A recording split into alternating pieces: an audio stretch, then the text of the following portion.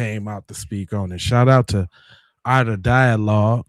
We watching this joint as we speak, but he didn't hold no punches with this thing. I'm Jay Lava. I scour the internet so that you don't have to, and we finna get it in real quick and listen to Dr. Umar Johnson break down this Nolan Wells case. Come on, y'all. Let's get on into it. Ew. I knew the white racists on YouTube were going to run with it, and everybody in between. Mm-hmm. It hurts my heart for Sister Christine, Nolan's mother, to have to see so many people using her son's name and crisis and tragedy for clickbait. And that's one of the biggest reasons, Art, I kind of stood back. It almost reminded me of the Freddie Gray police unaliving in Baltimore back during the Barack Obama era. Okay. When Freddie Gray lost his life to those police in Baltimore, Right. everybody rushed to Baltimore. They did the same thing with Michael Brown in Ferguson, not because they necessarily cared about the tragedy, but because they wanted to benefit personally from it. And so I stayed away from Ferguson. I stayed away from Baltimore. And I stayed away from the Nolan Wells situation for a while because I didn't want to look like so many other people who just jumped in to have something to say, to use that young man's loss of life for clickbait and views. Okay. Now that it's been over a month since he lost his life, All right. I think it's okay for me to speak now. Come on now. Because everyone else has kind of given their opinion, their analysis, their synopsis, and their feeling on the situation. So I'm going to give mine. Yep. First of all, Nolan Wells, Javon, and I want Javon to hear this, and I want any other black person who was on Devil Horns Island that day to hear this. And I want any black person who was celebrating the 4th of July to hear this. No black person, no black freedman, no black immigrant, no member of the black race at all should have been celebrating July 4th, 2026. No one should have been celebrating America's 250th solar return. And why? Because our ancestors were still enslaved on July 4th, 1776. So why are we on White Devil Horns Island anyway, celebrating George Washington and Thomas Jefferson and Alexander Hamilton and all these other white supremacists and slave masters? Why are we even celebrating them anyway? Nolan shouldn't have been out there. Javon shouldn't have been out there. No black person should have been celebrating the 4th of July, period. We would be enslaved for almost another century after America got her independence. So what are we celebrating for? To celebrate the 4th of July as an African is to celebrate the enslavement of your ancestors and the freedom of your slave masters. It makes no sense. Right. Now, with that being said, I'm not blaming Nolan in any way, shape, form, or fashion for his loss of life. I'm just simply saying he shouldn't have been out there. Now let's take a closer look at this, Art.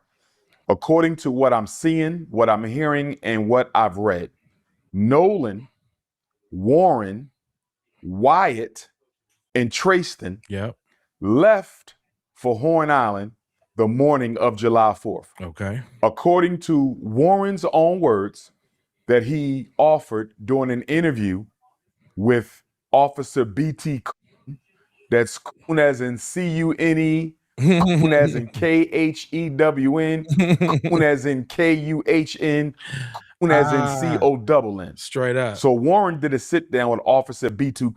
Coon. And as we all know, B.T. Coon is white YouTube's pet monkey.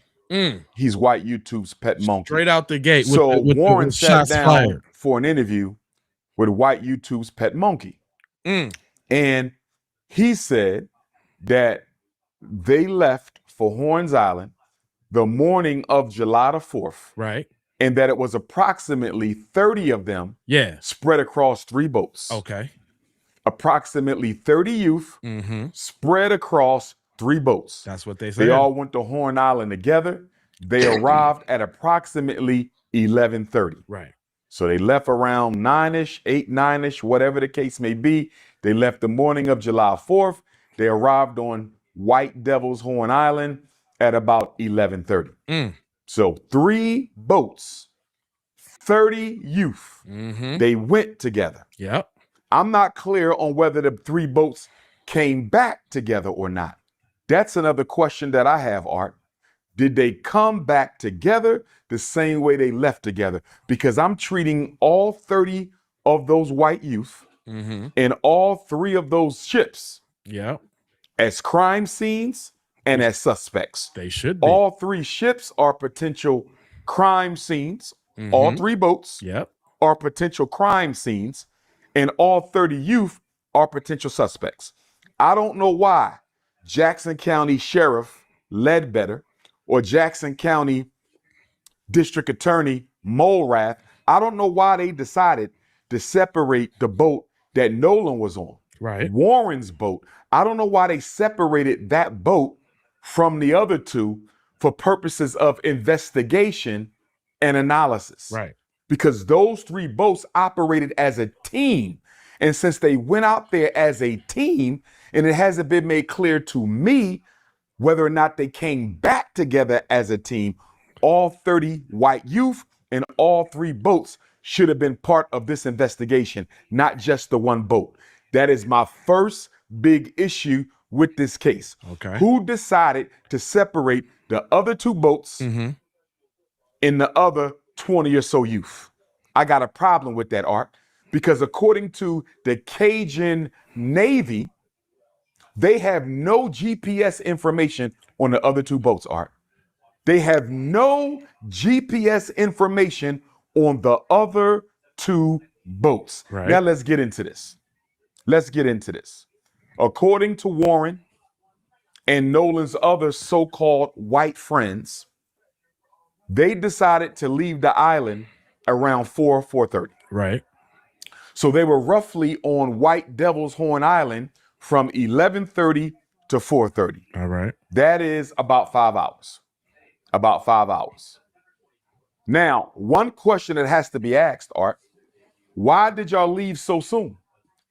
Because they party on Horn Island all day long. Yeah. Y'all didn't leave at sunset. Y'all didn't leave at sundown. Yeah. Y'all left after only being there 5 hours. That's a little suspicious, Art. Don't you find And that I haven't suspicious? heard anybody ask any of them, why did y'all decide to leave after only being there for 5 hours? Did y'all plan to only be on White Devil's Horn Island for 5 hours? Why did y'all leave at that time? Right. But we'll deal with that later.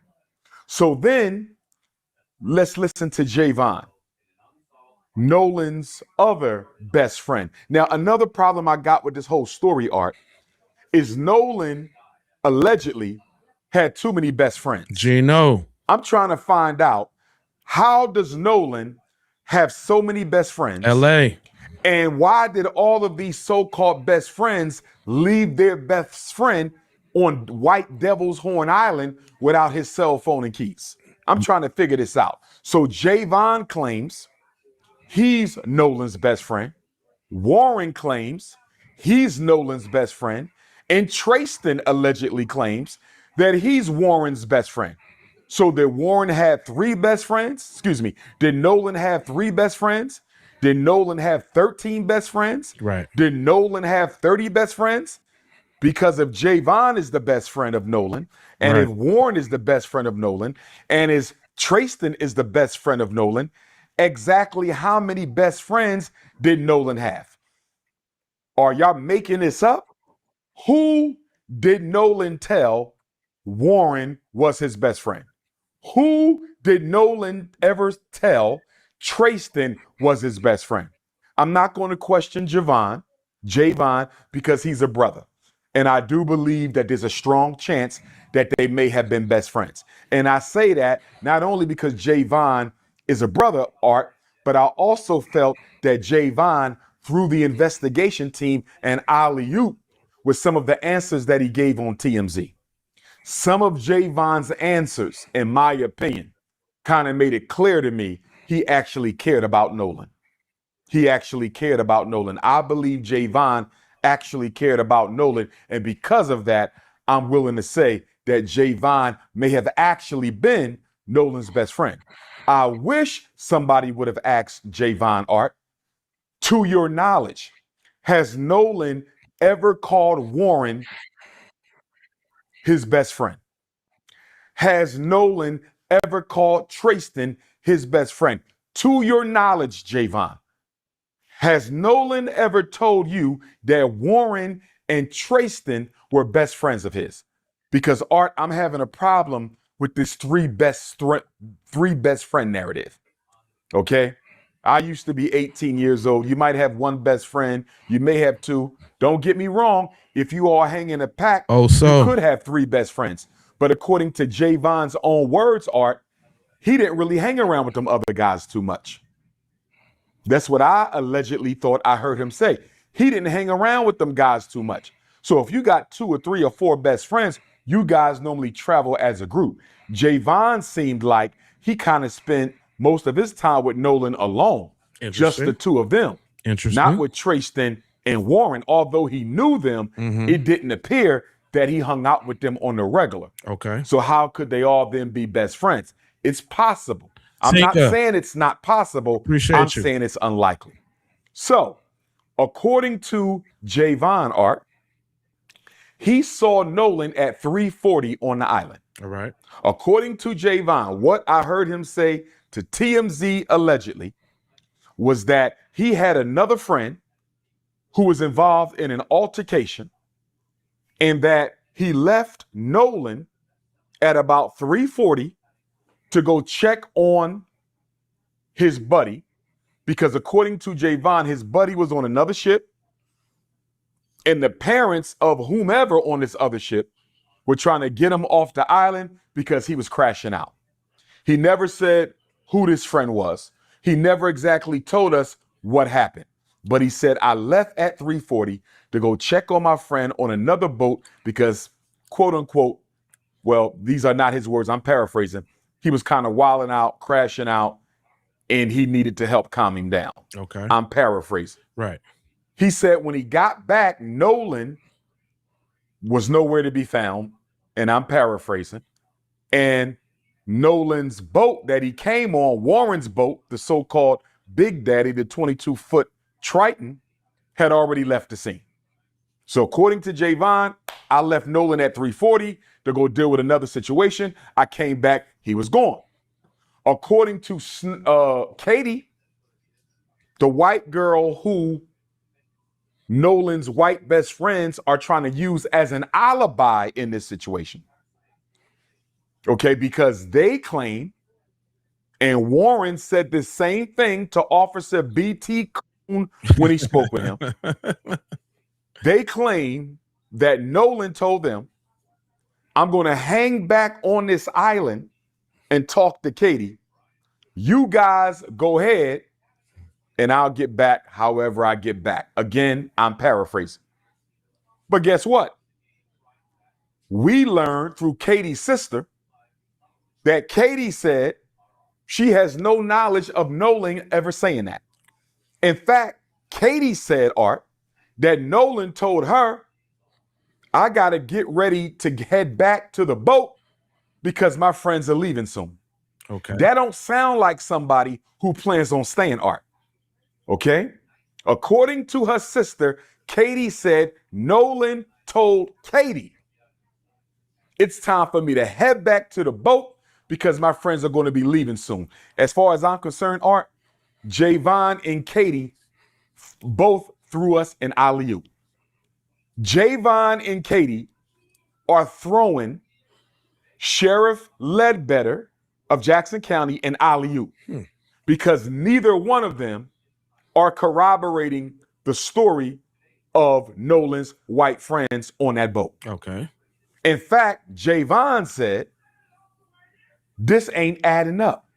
Javon said, it's not like Nolan to say, you guys go ahead and leave me on this island and I'm just going to stay back to talk to this girl who I barely know. According to Javon, it don't make no sense. Javon ain't stupid, Art. That's his friend. he know damn well Nolan didn't tell them that he was going to stay back on that ship. And then Katie, I'm going to give a little bit of respect to Katie on this situation.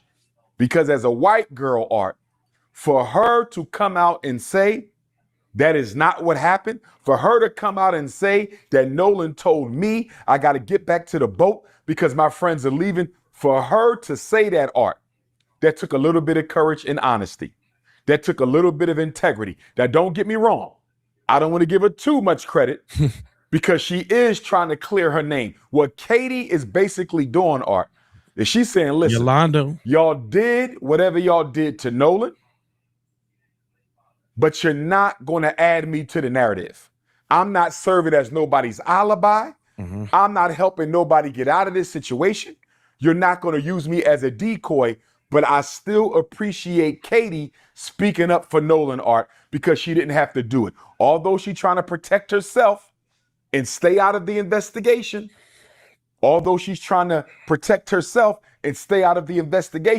I appreciate Katie for letting the world know Nolan told me I got to head back to the boat because my friends are getting ready to leave.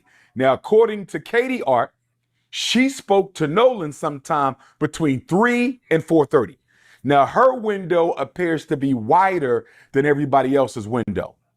So Javon's window is much smaller.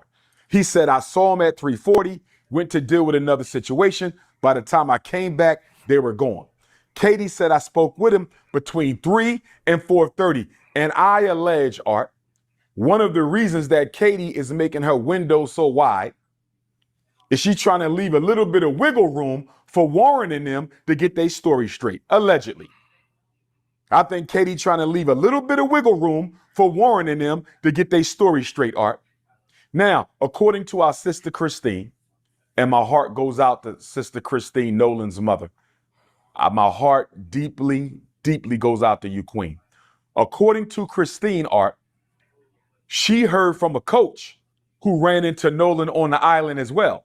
And according to the coach, he spoke to Nolan between 2:30 and 3:30. Mm-hmm. So Javon didn't see him after 3:40. The coach spoke to him sometime between 2:30 and 3:30.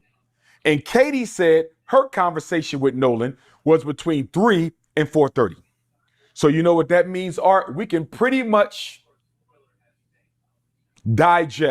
conclude that Nolan was likely to have been unalived, Art, sometime within the hour of 3:30 to 4:30.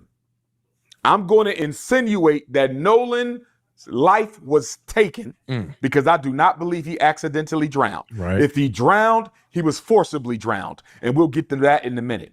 If Nolan drowned, he was forcibly drowned. He did not accidentally drown. He was a great swimmer. Miss me with the nonsense. That boy did not drown. If he drowned, it was by force. So again, Art, all three of these people, arguably the last three to see him alive, except for those who took his life, Katie, the coach, and Javon, are arguably the last three people to see Nolan alive, except for those who took his life on that boat, allegedly. That's my position. So they're all basically cutting off around 3:30, Art. Remember, they made the call for the emergency sea tow at 4 o'clock. Javon said he cut out 3:40. The coach, 3:30. They made the call at 4 o'clock. That conversation we heard, the sea tow call, which we're going to talk about in a minute, that took place at 4. It sounded like there was some struggling going on in the background. Purple flower. Nolan could have been getting unalived while they were making the call, Art. Nolan could have been getting unalived while they were making the call. Nolan could have been getting choked out while they was on the phone with Cito. So again, Art, my position is Nolan lost his life somewhere within the hour of 3:30 to 4:30. Now, before we go any further, Art, I need Ben Crump investigation team and Sheriff Ledbetter's investigation team to have a conversation with Javon, because according to Javon's statements on TMZ, The police never spoke to him. And I have serious concerns with the manner in which this investigation has been carried out so far, Art. I have very serious concerns with the manner in which this investigation has been carried out so far. So anyway, Javon said police never spoke with him. Why? We need a conversation with Javon, not because I think he's a suspect. I believe Javon is innocent, but we need to find out what he knows. That's number one. We also need a conversation with the coach. Who is this coach that Sister Christine said contacted her and told her he had a conversation with Nolan on the island between 2:30 and 3:30? We need to find out what he knows. And according to Katie's sister, she is already cooperating with the authorities. But here's why those three got to be spoken to, Art. Not only so we find out what they know, Art, but did they see each other during their conversation with Nolan? Because Javon, if you was talking to Nolan and left him at 3:40, and if Katie was talking to Nolan sometime between 3 and 4:30, and if the coach was talking to Nolan between 3:30 and 4:30, Art, at least two of you should have ran into each other. Did the coach see Javon? Did Javon see the coach? Did the coach see Katie? Did Katie see the coach? Did Katie see Javon? Did the coach see Katie?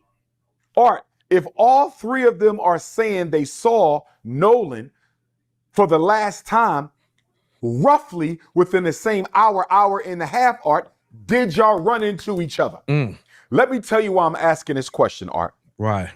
And I'm not throwing no shade at my brother Javon. I like Javon. Okay. I'm not throwing no shade at Miss Katie McCormick. I don't know her. Right. I'm not throwing no shade at the coach, Art. But the reason I need to know why all y'all put y'all time within the same frame and you may have not possibly seen one another, Art. Right.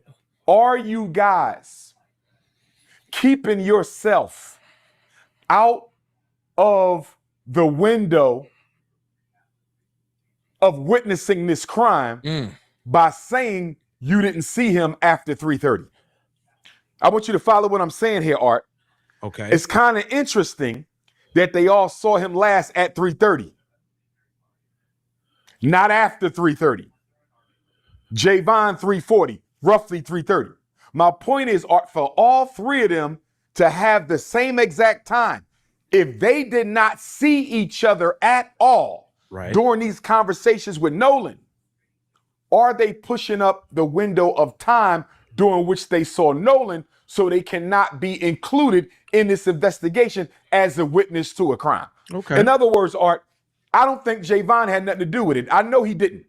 But is he saying he saw Nolan a little earlier than he saw him so he can't be pulled into the investigation? I don't think Katie had nothing to do with the crime, but is Katie putting her conversation with Nolan a little earlier than it actually took place to make sure she can't be dragged into the investigation as a witness to a crime? Is it possible that the coach is putting his conversation with Nolan earlier than what it was, Art, to make sure he cannot get dragged into the investigation? I don't think they had anything to do with it, but they could have been a witness to a homicide, Art. They could have been witness to a homicide. If they did not see each other, if none of those three people, the coach, Javon, and Katie, if they did not see each other at all talking to Nolan, if none of them saw each other talking to Nolan, at least two of them are lying about the time they last saw Nolan. Are you following me, Art? All I'm saying is I have my suspicions as to whether or not this convenient 3:30 cutoff window, I have my suspicions that this convenient 3:30 cutoff window may have not actually been the time they saw Nolan. Okay. They may have saw Nolan closer to the time he lost his life. Now stay with me, Art. I want to back up for a minute. And I want to say this to Brother Elmore, Nolan's stepfather. And I want to say this to Coach Tracy, who I believe was one of Nolan's coaches. Okay. Brother Elmore, the stepfather, and Coach Tracy, the coach, both said on national television, Art, that they don't think race played a role in this at all. Elmore, Tracy, two dark-skinned black men in Mississippi, and both of them said on national television, I don't think race had anything to do with this case. I am disappointed in Brother Elmore. I am disappointed in Coach Tracy.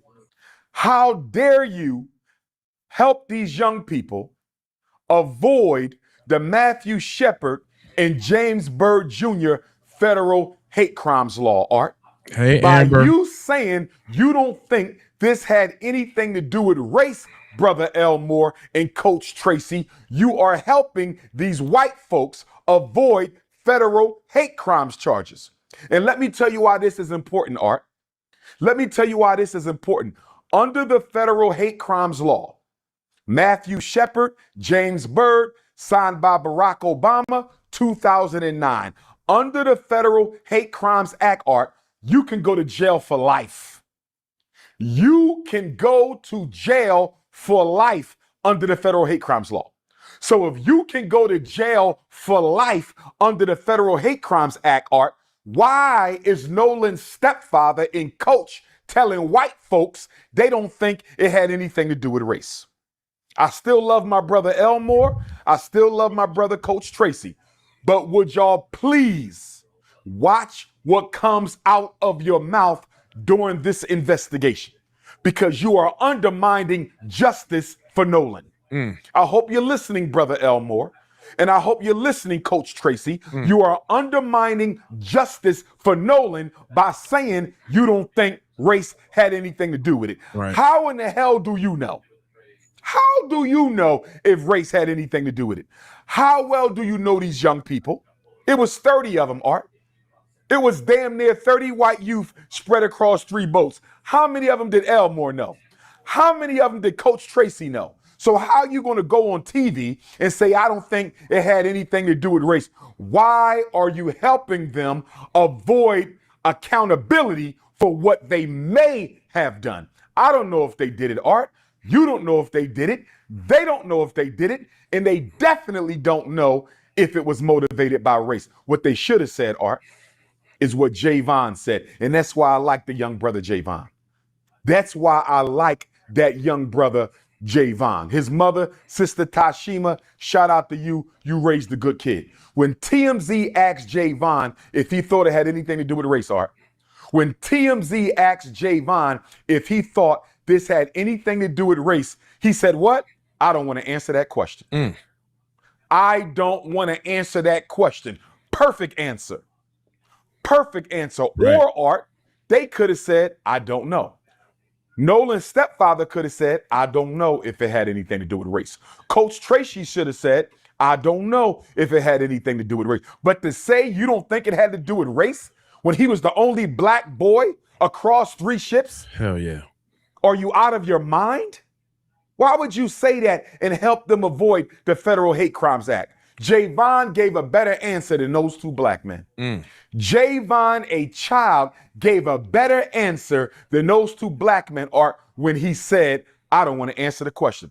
And shout out to Javon, Art. He's intelligent. You know why? Because by saying, I don't want to answer the question, he answered the question.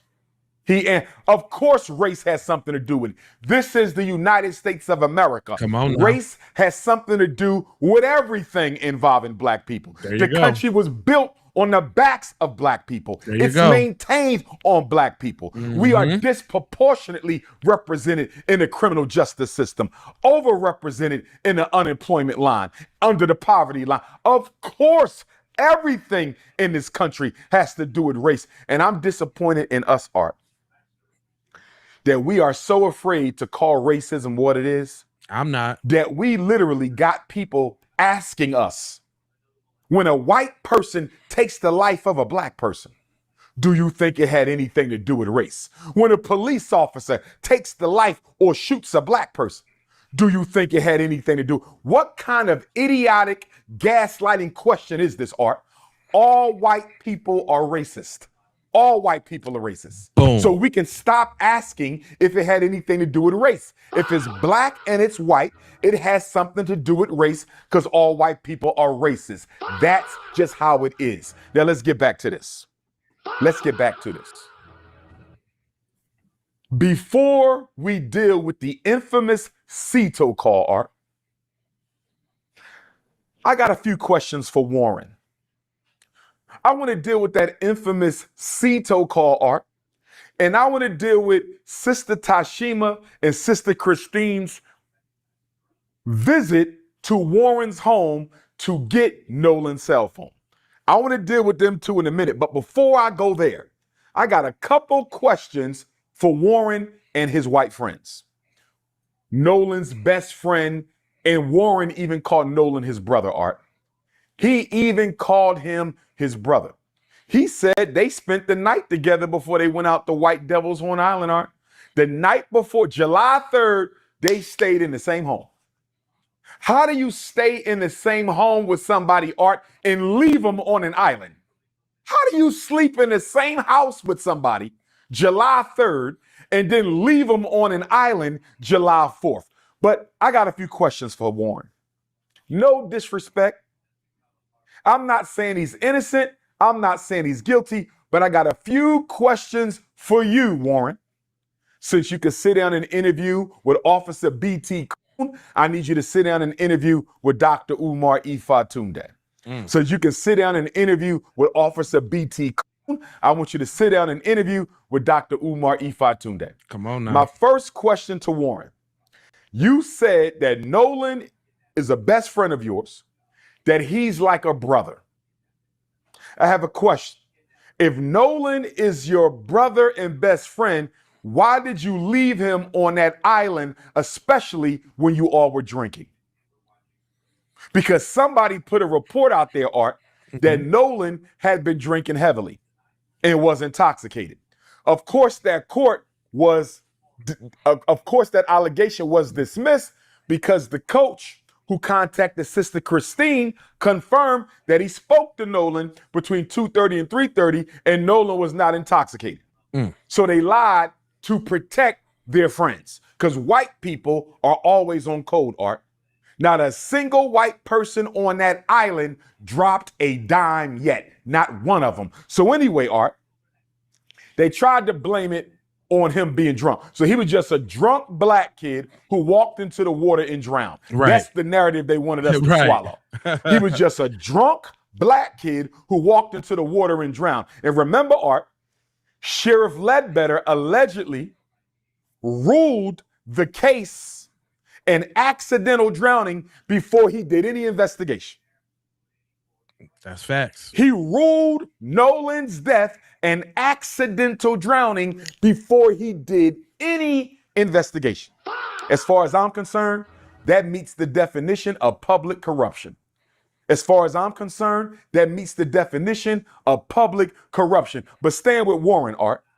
Warren, if Nolan is your brother and best friend, why did you leave him on an island without his cell phone and his keys?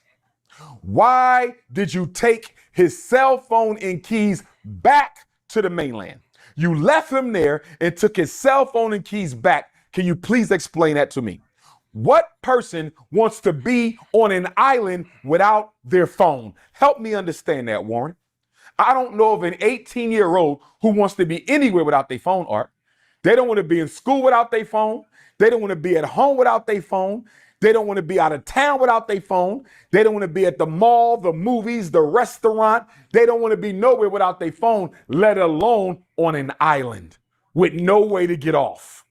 You left your best friend on an island, your so-called brother. You left him on an island with no way to get off, and you took his phone and his keys. Can you explain that to me, Warren? While you're thinking about it, I got another question for you, Warren. While you're thinking about it. While you're thinking. Come on now. You said at 11 o'clock, right, you called Miss Christine to see if she heard from her son. Warren said, Art, I called Miss Christine to see if she heard from Nolan. She said she had not heard from Nolan. Can I ask you a question, Warren? Go ahead. If you took his phone, yeah, How in the hell was his mother supposed to hear from her son when you have the son's phone? What? Did you tell Bro, what are Miss you talking Christine about, man? that you had her son's phone when you called her? I bet you didn't. I bet you didn't. Think about that, Art. He called the mother and asked her if she heard from her son.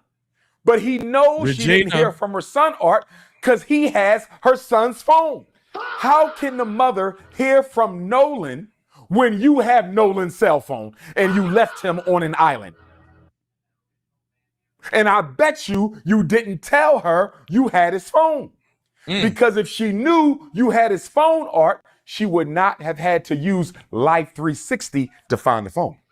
If you had his phone and you called her at 11 o'clock to see if Nolan was okay, why didn't you tell Nolan's mom you had his phone? Why did my sister Christine and my sister Tashima have to use Life 360 to find their son's phone? Because you playing games. You playing games. You playing in our face like we stupid. That's what this is. I don't know if he did it, Art, but he damn sure knows who do.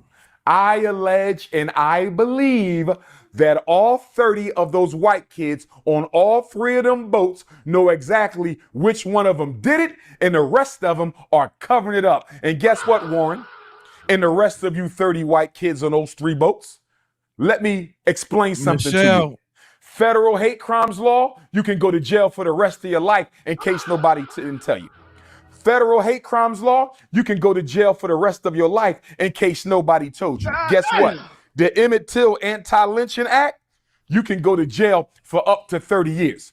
And if Nolan was unalived by more than one person, that constitutes a lynching. That constitutes a lynching. So you can go to jail for up to 30 on the Emmett Till Act. You can go to jail for life on the Matthew Shepard James Byrd Hate Crimes Act. And in the state of Mississippi, Art, if you are an accessory after the fact, not accomplice. Right. Accomplice means you participated in the murder. Right. Accessory means you helped cover it up afterwards. Right. If you are an accessory to the fact after the fact, Art, you can go to jail for up to 20 years, Mississippi law.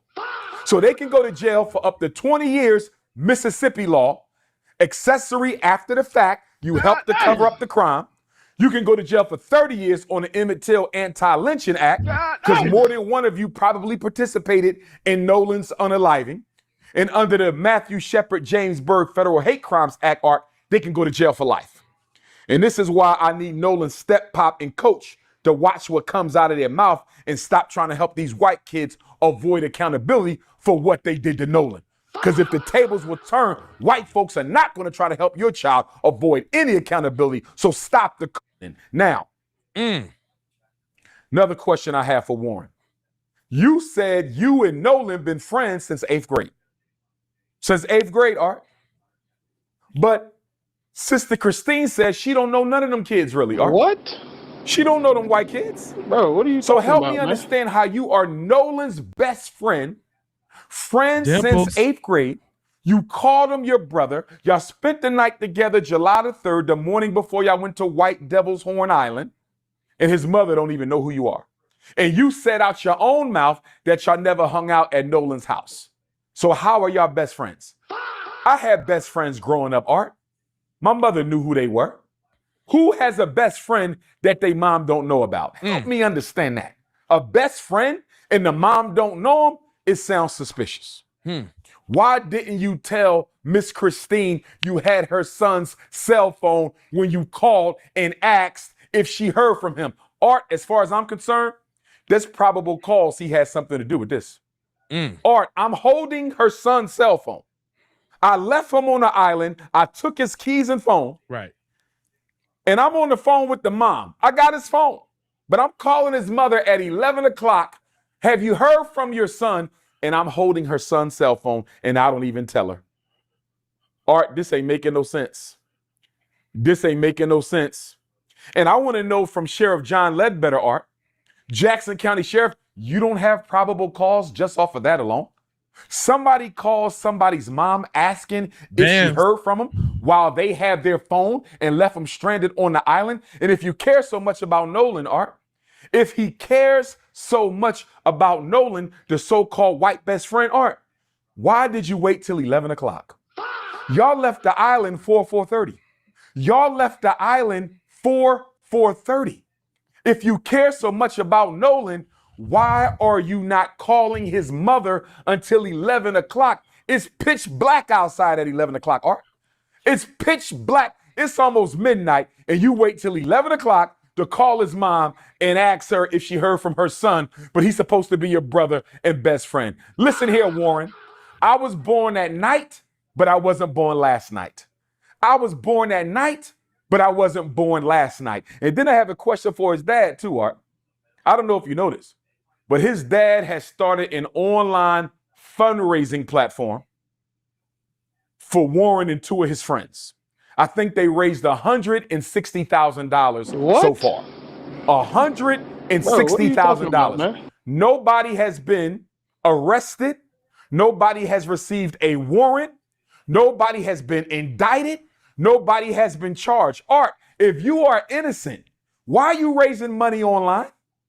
You ain't been charged with a crime at all. The state of Mississippi is doing everything they can to make sure y'all don't get charged with anything. So why are you raising money online? Why did y'all cancel your social media? Why are y'all lawyering up? They hired Donald Trump's lawyer, Art. One of Donald Trump's lawyers is now the three of their lawyers. If you innocent, what you need Donald Trump's lawyer for? If you're innocent, what you raising $160,000 for? It sounds like y'all getting ready to defend yourselves. That's what it sounds like to me. It sounds like y'all think the truth is going to get out really, really soon, and y'all want to be prepared for it. Again, Art, I'm not saying he did it, but I definitely believe he knows who do. Now, we're going to get to this call. Get to the call. But before we get to this call, Art, I'm going to ask the question of Benjamin Crump. Come on now. Attorney Benjamin Crump. Uh-oh. I met him twice, Art. I met Benjamin Crump the day before I graduated with my doctorate at an Urban League conference in New Orleans. Bam. I presented at a workshop at the Urban League conference in New Orleans. This is July of 2012. Okay. And I flew back to graduate and get my doctorate in clinical psychology. We had lunch. It's a few of us at the table. We had lunch. Okay. This is around the Trayvon era. And then I met Benjamin Crump again at HBCU Delaware State University about 3 or 4 years ago at the Black Farmers Conference that was put on by one of the black professors there. She invited me to keynote the luncheon, and she switched me out at the last minute for Attorney Benjamin Crump. I understand it was a black bourgeoisie event. I'm not a member of the black bourgeoisie. I got switched out. I understand. No harm, no foul. Ben Crump gave a good speech. But here's my question to Benjamin Crump and Al Sharpton. Art. Nightfall. How long are y'all going to wait around before y'all call a spade a spade? How long is Ben Crump and Al Sharpton going to wait around, Art, before they tell the world that they don't think this investigation is being done correctly? How long before Benjamin Crump and Al Sharpton demand that the FBI and Department of Justice take over this investigation? Art, it's been over a month and we know nothing. It's been over a month and we know nothing. Now, let me say this, Art. There's several circumstances through which you can demand the FBI come in and take over an investigation. One of them, Art, if there is a suspicion of public corruption or obstruction of justice. The FBI, the Department of Justice, can come in and take over a case on the suspicion of public corruption or obstruction of justice. So you're going to say, Dr. Umar, what evidence do you have of that? First of all, They declared this an accidental drowning before they did any investigation. Straight up. That's a cover-up. Mm-hmm. Not only that, Art, they never treated the boat like a crime scene. Yep. They never took a look at the other two boats. Uh-huh. We have no information at all on the other two boats. Right. Those 30 white kids should have had their cell phones confiscated, investigated. Mm-hmm. All their social media should have been investigated. Come on. Their homes should have been investigated. They should have all been interrogated. They should have been investigated to see if they or their parents had any connection to any of the white hate groups in the state of Mississippi. None of that was done. Thanks for They the gave jewels, the Nick. boat back to the owner, Art. Right. They gave the boat back. The boat may have been a crime scene, and they gave it back. Now, according to the Cajun Navy, another question for Ben Crump, Art. According to the Cajun Navy, they offered Ben Crump to put dogs on the boat and let the dogs sniff it out to see if anybody had recently been deceased on that boat or if there had been any blood on that boat. And according to the representative from the Cajun Navy, Ben Crump told him don't do it. So I need Ben Crump, respectfully, I'm not accusing him of nothing, Art, but I need Ben Crump to explain to me why you didn't let them use the dogs to sniff out that boat. Why did you not let them sniff out that boat with them dogs? Did you have your own dogs to sniff out the boat? Because if you didn't, why didn't you let them sniff the boat out with the dogs? The dogs can tell, Art, if somebody had recently lost their life or if blood had been spilled. Right. He said Ben Crump told him no. I need Ben Crump to explain that. I need Sheriff John Ledbetter to explain why the boat wasn't treated as a crime scene, potential crime scene. I need him to explain why all them white kids wasn't arrested and questioned, because if it was black kids and a white kid went missing, Art, they would have all been arrested and questioned. You know that. Yep. They would have all been arrested and questioned. For sure. And then let's talk about the autopsy, Art. Let's talk about the autopsy. So the Mississippi State Medical Examiner, they do their autopsy July 7th, right? July 7th. Right. And then Nolan's mother requested an independent autopsy, as she should have. Yep. They send Nolan's body to Washington, D.C. Okay. When the black medical examiner gets the Nolan's corpse, Art, the throat tissue and the lung tissue is gone. How is he supposed to determine if Nolan died from being choked out or if Nolan died from drowning if he don't have the throat tissue or the lung tissue, Art? How is he supposed to do his job and y'all didn't send the throat tissue or the lung tissue? And nobody has explained yet whether or not the medical examiner in D.C. is ever going to get the throat tissue or the lung tissue. Melvin. And I personally believe, Art, I personally believe Nolan was deceased before he hit the water. I believe Nolan was deceased before he hit the water. And the reason they held on to the throat tissue and the reason they held on to the lung tissue is they didn't want nobody to know that Nolan was murdered before he hit that water. Come on. Just like Emmett Till was murdered before he hit that water. Just like Dr. King's brother, A.D. King, was murdered before he hit that water. Remember, Art, when Dr. King's brother was murdered, Reverend A.D. King, they found him in a swimming pool. They ruled it a drowning. Sharice. And then one of the paramedics said what, Art? One of the paramedics who took Dr. King's brother out the pool, Art, said he didn't have no water in his lungs.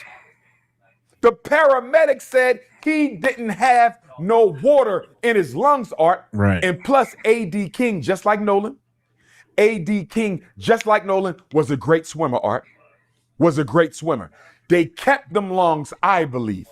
They kept the lungs, Art, because they knew that those lungs would have provided evidence of the fact that Nolan may have been deceased before he hit that water. They kept the throat because it may have shown some trauma that Nolan may have gotten choked out. And then you got the red substance, around the back of the head that the DC medical examiner discussed. We don't know if Nolan got hit in the back of the head. We don't know if the blood simply drained to the back of the head. But here's the thing, Art. They say Nolan was found face down in the water.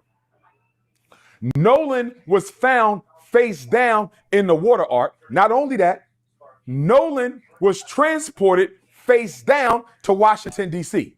So guess what, Art?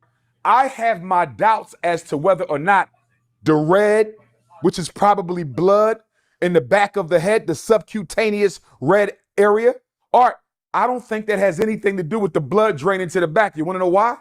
Because he was found floating on his face, and he was sent to Washington, D.C. on his face. So the blood couldn't have went backwards, Art.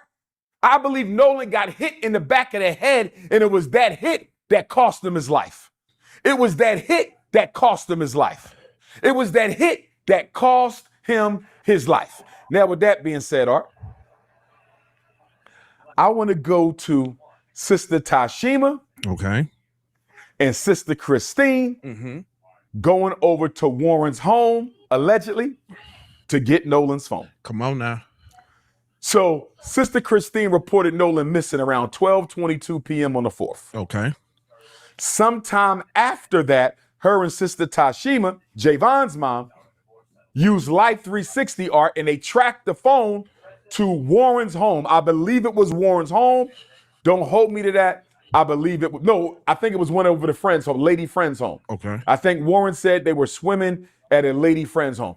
Whoever house it was one of them kids who was out there on White Devil Horns Island. Right. So they tracked the phone to this house, Art. And Sister Tashima said when they opened up the door, the house was dark. You know why the house was dark, Art? They turned the lights off so they wouldn't recognize nobody's face. They turned, when they saw Nolan's mom is outside, this is what I believe happened. This is what I'm gonna let. Nolan's mother and Javon's mother are outside. How did they know where we are? Turn the lights off, because they are not going to leave until we open this door. They turned the lights off, Art, so they could hide. So they could hide. They didn't know that Nolan had Life 360 on that phone. They didn't know that Nolan had Life 360. Now, Sister Tashima said, Art, it took them 15 minutes to bring the phone. Art, she said it took them 15 minutes. You know why? Because they was deleting his Snapchat accounts. That's why, Art. It took them 15 minutes to bring the phone because they were deleting Nolan's Snapchat account. And they also needed to make sure they had their story straight in case Sister Christine and Sister Tashima had any more questions, Art. That's what was going on. But let me say this to Sister Christine and Sister Tashima. My beautiful African sisters, don't you ever again in your life go to a home at that time of night by yourself without no men. Brother Elmore should have been with y'all. You are in Mississippi. You don't know who would have been in that house. You don't know what type of racist rednecks could have came out there and attacked you guys, and y'all could have ended up missing just like Nolan. Yeah. And once again, they would have said they never saw y'all. And once again, they would have said that they never saw y'all. Very good So point. please don't do that again. I know you was looking for your son. I know you was helping your girlfriend look for her son. But don't y'all ever pull up at no white people's house you don't know after midnight. Don't you do that no more, ladies. Bring a couple alpha males with you. Bring Brother Elmore with you next time. But this is what I wish they would have done, Art. Let me tell you what I wish they would have done. When Sister Tashima and Sister Christine got to that house, Art, I wish they would not have told them they knew the phone was in there. Okay. Stay with me, Art. I wish they would have not told them they knew the phone. They should have played it off, Art. They should have said, we want to know if anybody has seen Nolan. We haven't heard from him since he went with y'all to White Devil's Horn Island. And they would have said, we ain't heard from him, Art. And then I would have said, do you know if Nolan had his phone with him? I've been calling my son all day. He's not picking up. Do you know if he had his phone? And if they would have said no, Art, if they would have said, we don't know if he had his phone or not, you know what I would have done? I would have called the police and I would have told the police, Art, my son is missing. He went to White Devil's Horn Island with these white kids in his house. Mm-hmm. They have his phone. They don't know I know they have his phone. And they just lied to my face and told me that they don't know where the phone is, and the phone is right in there with them. I believe that they are suspects in my son's disappearance, and I want them all arrested. That's what I wish they would have done, Art. I wish they didn't tell them they knew the phone was in there. I wish they would have act like they didn't know if the phone was in there and just asked them if they saw the phone. And once those white kids lied, I would have called the police, because they never thought anybody was coming for Nolan's phone and keys. They never thought anyone was coming for Nolan's phone and keys, because they didn't know Sister Christine had Life 360 on that phone, Art. They did not know that. And I think it is so disrespectful, Art, so racist and so bigoted that white people are filing false reports on Sister Christine's nursing license, Art. Hey, she now got to go before the nursing board in Mississippi, Art. Nolan's mother, still grieving the death of her son, she got to go and defend her credentials because white folks are mad that she's demanding justice for her son. This sounds just like Mamie Till Mobley, Emmett Till's mother. They did the same thing to Emmett Till, Art. After they assassinated Emmett Till, they harassed his mother. They sent her all type of threatening phone calls, letters, notices. Here we are, Art. 61 years later, they doing the same thing to Nolan Wells' mom. For black people who think white people have changed, for black people who think white people have changed, Art, it's time to wake up and smell the coffee. They are their ancestors, Art. They are their ancestors. They might be worse. They are their ancestors. And since they are their ancestors, we need to be our ancestors. Now, let's talk about the infamous Cito call, Art. So again, Javon sees Nolan at 3:40. The coach sees Nolan between 2:30 and 3:30. Katie sees Nolan between 3 and 4:30. I already told you I believe Nolan was unalived between 3:30 and 4:30. Now, hey, thanks our for the sister, juice. what was her name? Uncle Alert. Jacqueline Brentley or something. Jeanette Brentley, Jacqueline Brentley. Forgive me, sister, for mispronouncing your name. But our sister, who is an audio engineer, Art, she went through the laborious process of cleaning up the background conversation during the infamous Cito call. Come on now. She cleaned up the background audio during the infamous Cito call, Art. And during the infamous Cito call, Art, according to her cleanup, it sounds like they were trying to clean up an unaliving of Nolan Wells. You hear people saying things like, is he still alive? Did you unalive him? Is he okay? People are shocked, asking questions. Is he still breathing? If that tape gets corroborated, all the white young folks on those 3 boats need to go to jail, Art. They need to be charged, all of them. Whether you committed the crime, whether you was an accomplice to the crime, whether you was an accessory to the crime. Whether you committed the crime, first-degree murder, whether you was an accomplice to the crime, you helped them carry it out, whether you was an accessory to the crime, you helped them plan it, or you helped them cover it up, Art, because I'm having problems. I'm having problems with this investigation. It is too lax. It is too soft. And my question to Ben Crump and Al Sharpton, how long before y'all going to demand that the federal Department of Justice take over the investigation, Art? As I was saying earlier, you can demand the feds to take over the investigation, Art, if there is concern about public corruption and obstruction of justice. One of the boys' mom or stepmom, and I think it's Warren, allegedly, one of the boys' mothers or stepmothers is a chancery court judge. Another one of the children's parents is allegedly tied to the FBI.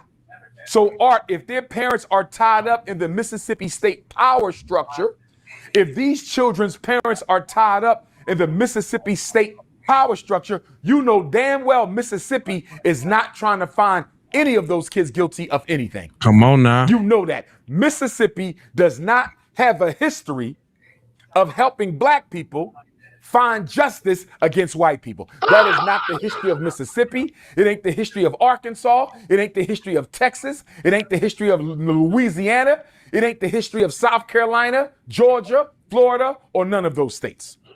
So why is it Ben Crump and Al Sharpton calling for a federal investigation? That's number one.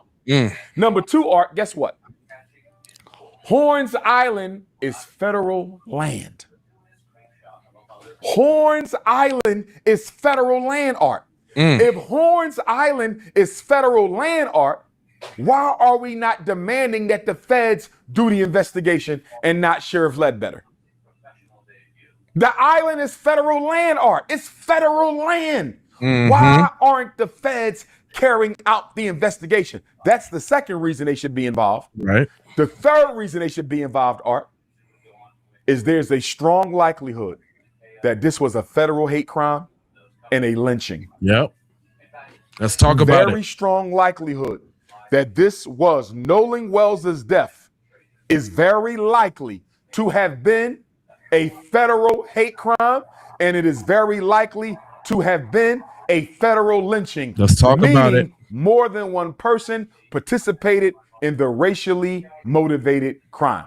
So I just gave you three reasons why the feds should be investigating this case and not the sheriff's office. Why is Ben Crump and Al Sharpton dragging their feet? Benjamin Crump, you need to have a street march. You need to bring all of the black militia groups to Mississippi, and we need to march on Mississippi. Your approach to this investigation is too humble, it is too docile, it is too meek, it is too soft. You are dealing with Mississippi, and you have not activated any street protests. Sister Christine and Brother Nolan are not going to get justice, Art. Sister Christine and Brother Nolan Wells are not going to get justice, Art, if Benjamin Crump doesn't activate a street activism campaign. It is time for Ben Crump and Al Sharpton to activate a street activism campaign. And let me say this, Art. Al Sharpton is about to have another march on Washington. For what? For what? He's going to commemorate the Dr. King 1963 March on Washington. He's been doing it almost every year. But Art, it's an empty symbol. Okay. Al Sharpton, listen to me, sir. You don't need to march on D.C. We don't need another empty, meaningless Democratic Party-sponsored march in Washington, D.C. We need you to switch that march, Art. Al Sharpton, if he cares about justice for black Mississippi, if Al Sharpton cares about justice for black Mississippi, Art, he will switch the march from D.C. to Mississippi. Al Sharpton needs to switch the march from Washington, D.C. to Mississippi. And it should be 4 days, Art. It should be 4 days, Art. We should march in Senatobia, Mississippi one day for baby Cohen, who was shot and murdered by the police in the Walmart parking lot. We got to march for baby Cohen, who was shot by the police in Senatobia. We have to march in Cleveland, Mississippi for our brother Trey Reed, who was unalived September 15th, 2025, hanging from a tree on Delta State University campus in Cleveland, Mississippi, September 15th, 2025. So we need to march in Cleveland, Mississippi. We need to march in Senatobia, Mississippi. We need to march in Jackson, Mississippi, because what just happened in Jackson on Monday, Art? A black woman, 28, 29 years old, Tasia Fortune, was found hanging from a tree. Monday, Art, 4 days ago, a black woman was found hanging from a tree in Jackson, Mississippi. And check this out, Art. They said her corpse, her body, had been hanging from the tree for 3 to 4 days, Art. 3 to 4 days her body was hanging. It gets worse, Art. It gets worse. They said they had to use a ladder. They had to use a ladder to go up on the tree and get our sister Tasia down. And guess what the Mississippi State Medical Examiner ruled it, Art? Guess what she ruled it? The same thing she ruled Trey Reed's death as: suicide. Let me ask you a question, Art. How many black people you know hang themselves from trees? None. I don't know no black person who have ever taken their life by hanging themselves from a tree. In fact, it's almost impossible to hang yourself from a tree. In fact, black people have been hung from trees by white people for over 200 years. So you mean to tell me the very method that has been used to take our lives at the hands of white people, we are now taking the method ourselves, Art. Nah. We are now taking the method ourselves, Art, and we're going to hang ourselves with a noose the same way white people used to hang our ancestors?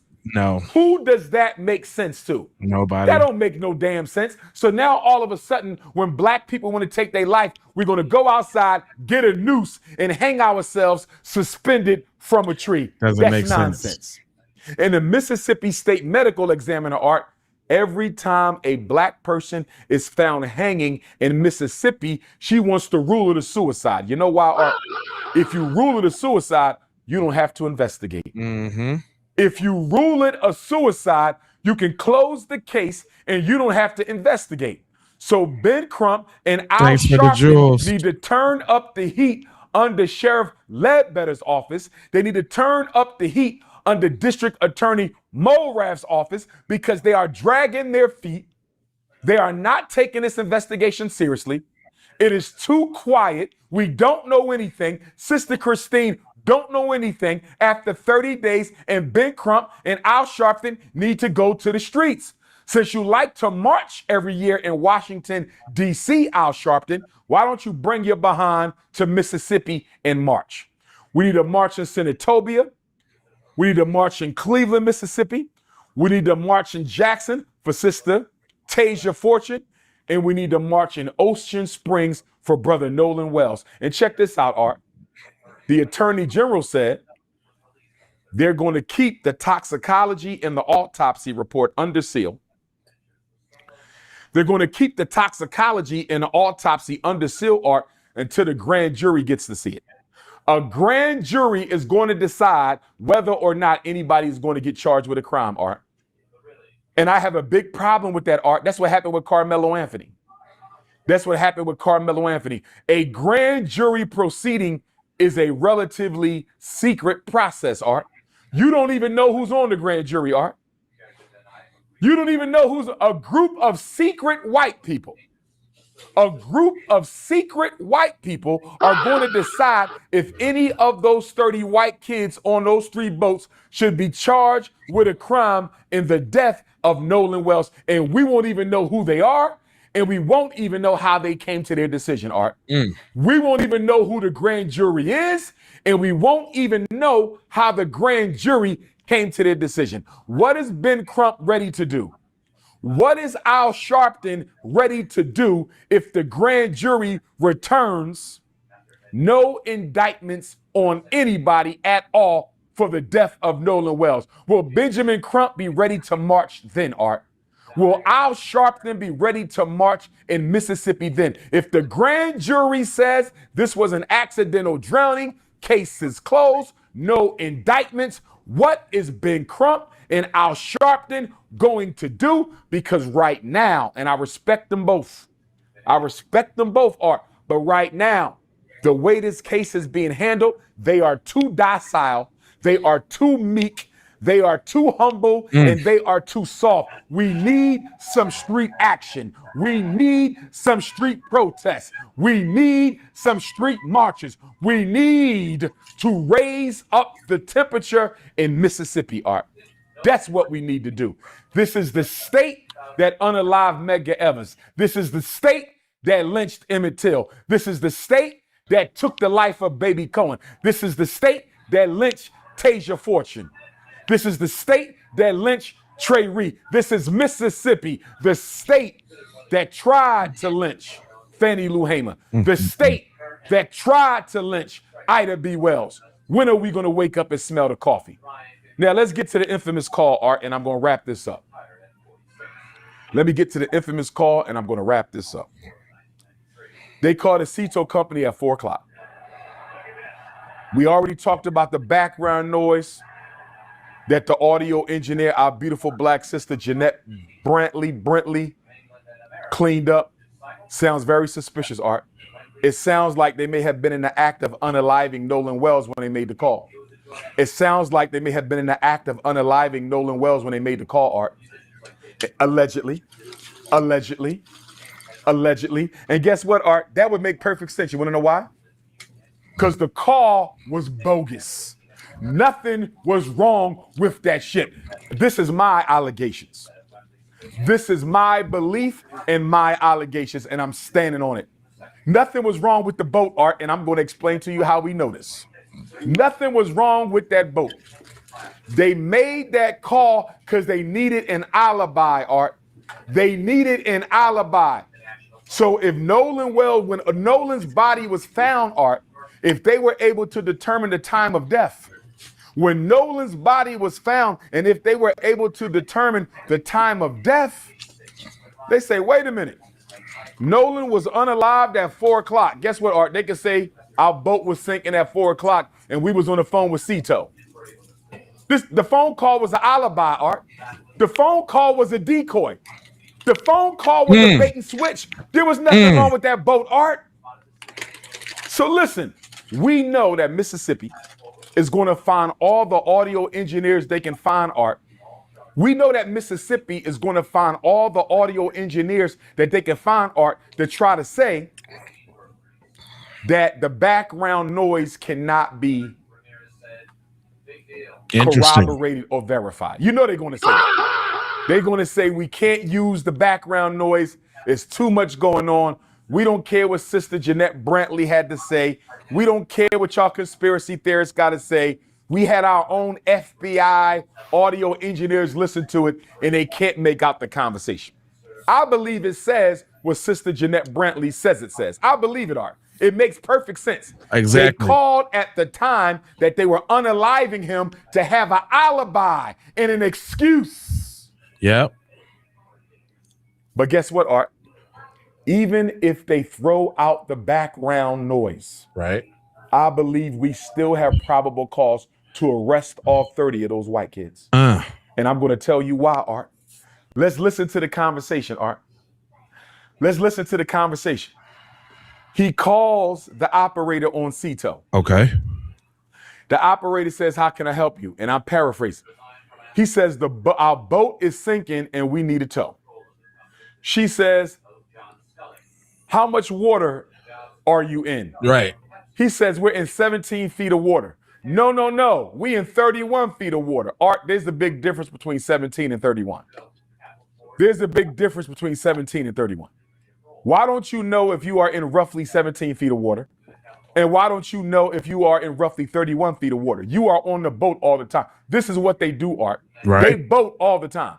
They go to Horn Island all the time. Why don't you know if you're in 17 foot of water or 31 foot of water? All right now. 31 foot of water. But Art, it gets better than this, Art. It gets better. The Cito operator, Art, says, do you want me to call the Coast Guard? Do you want me to call the Coast Guard? Guess what he said? We don't need the Coast Guard. Art, if your boat is sinking, do you care who comes to rescue you? If your boat is sinking, if I'm sinking in 31 feet of water, you can call the Coast Guard, you can call the aliens, you can call the Snow Bunny boat, Straight you up. can call whoever you want to call Right. if my boat is sinking. He told the operator, we don't need the Coast Guard. Who does that, Art? Who says we don't need the Coast Guard if we sinking? So she says, okay. She says, how many adults are on the boat? Pay attention to this, Art. We caught him in another lie. 7 or Listen 8. to this. She says, how many adults are on the boat? He said, quote, there are no adults on the boat. He lied, Art. Second lie. First lie, he said, Nolan said, I'm staying behind to hang out with Katie. Y'all can leave me. Katie said Nolan told her, I'm headed back to the boat because my friend's about to leave. That was lie number one. That was lie number one. You lied and said Nolan said he was going to stay behind with Katie. That was a lie. Lie number two, the Cito operator asked you, how many adults are on the boat? He said, there are no adults on the boat, Art. Why did he lie? Why did he lie? She said, how many people on the boat? He said, everybody on the boat is under 21. Art, she said, that was not my question. Right. Art, she begged him to tell her how many people are on the boat. She said, that's not my question. How many people are on the boat? Right. She said, is anybody breathing on the boat? He said, a lot of people breathing on the boat. She said, is there anybody living on the boat? He said, yes, people are alive on the boat. Art, I would like to investigate her. She didn't do no crime. I want to know what made that operator say, is anybody breathing on the boat? What made her say, is anybody alive on the boat, Art? What did she hear in the background? Yeah. What did that operator hear in the background to make her ask him, is anybody breathing on the boat? That don't sound like a regular question. And then she said, is anybody living on the boat? It's almost like she could feel something was going on. Yep. I would love to know if those were standard questions, Art. I would love to know if those were standard questions or if she had a hunch that something fishy was going on. Yes. Now check this out, Art. She asked him a third or fourth time. He would not answer the question, Art. He would not answer the question. How many people are on the boat? Guess what he said, Art? Like 7. Like 7. Art, the boat only holds 8. They went out there that morning with 8. 7 Caucasians and Nolan. 7 Caucasians and Nolan. Art, they left with 7, right? When she said how many people on the boat, Art, why did he say like 7? Why didn't he say 7?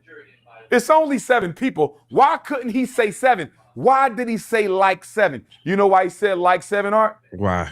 Because he didn't know if Nolan was still alive or not. He didn't know if Nolan was still alive or not. So let me say like 7 in case he survives. Because Art, if you call me up and say, Dr. Umar, how many people at the basketball game? I can't count them all, Art. I'm going to say like 100. It's like 100. Because I don't know. It could be a little less than 100. It could be a little more than 100. I'm going to say it's like 100. But Art, if it's only 7 people on the boat, I don't need to say like 7. I could just say 7. He didn't want to give her a direct answer. Why didn't he want to give her a direct answer, Art? Because he knows it should have been 8 people on that boat. He know it should have been 8 people on that boat. So he said like 7 because he didn't want to say 7 so nobody can ask him where the hell was Nolan. Nolan's life was taken between 3:30 and 4:30, and they know exactly how and who. Yeah. They know exactly how and who, Art. And they took the phone and the keys to get rid of any evidence. They took the phone and the keys to get rid of any evidence. And if Sister Christine and Sister Tashima didn't go to that girl's house to get that phone, they would have discarded it, Art. They were going to discard the keys in the phone and act like they never even had them either. Now, I'm going to give you this one piece, Art, and I'm going to leave it alone. I'm going to give you this one piece, Art, and I'm going to leave it alone. And I'm going to leave it alone. As I said, I'm very disappointed in the fact that Sheriff Ledbetter and District Attorney Morath are not investigating all 30 of those children. Right. I'm disappointed that all 3 boats were not treated like a crime scene. Now, my primary theory, they unalived him on the boat, threw him over to make it look like a drowning. They unalived him on the boat or on land before they took off, threw him in the water to make it look like a drowning. But I'm going to say this to you, Art. I have another theory as well. I got 2 theories. That's my first theory. Okay. Let me give you my second theory, and we done on this. There's a strong chance, Art, that after they unalived Nolan, they held on to the body overnight Yep. and dumped it the next day, Art. Or they took the body to one of the other islands around Horn Island and dumped the body. And let me tell you why I believe this, Art. Let's go back to Emmett Till. Let's go to Emmett Till, Art. Emmett Till was unalived on August 28th. They barbed wired Emmett Till to a 75-pound cotton gin, 1955. August 28th, 1955, Emmett Till was unalived, and they bob wired him to a 75-pound cotton gin and threw him in the Tallahatchie River. The Tallahatchie River, Art, is a freshwater river. Horn Island is on the Gulf of Mexico. It's salt water. Salt water is rougher and more active and more buoyant than freshwater, Art. Follow me on this.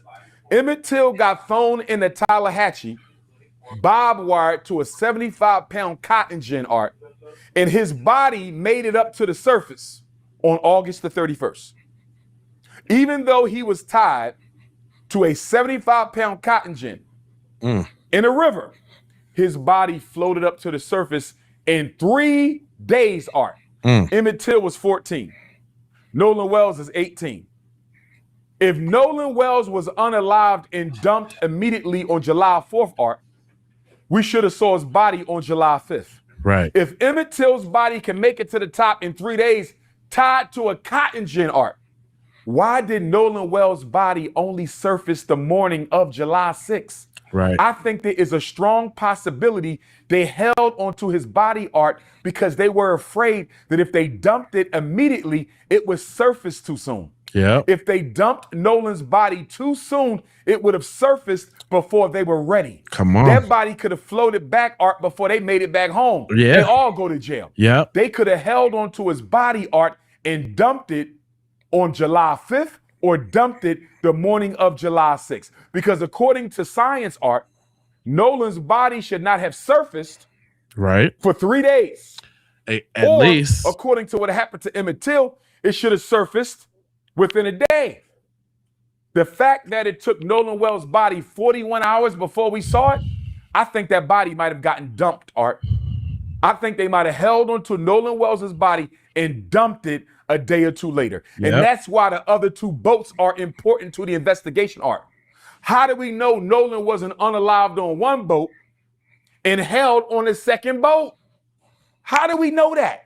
How do we know a second boat didn't take Nolan Wells' corpse to one of them other islands and then the body floated back, Art?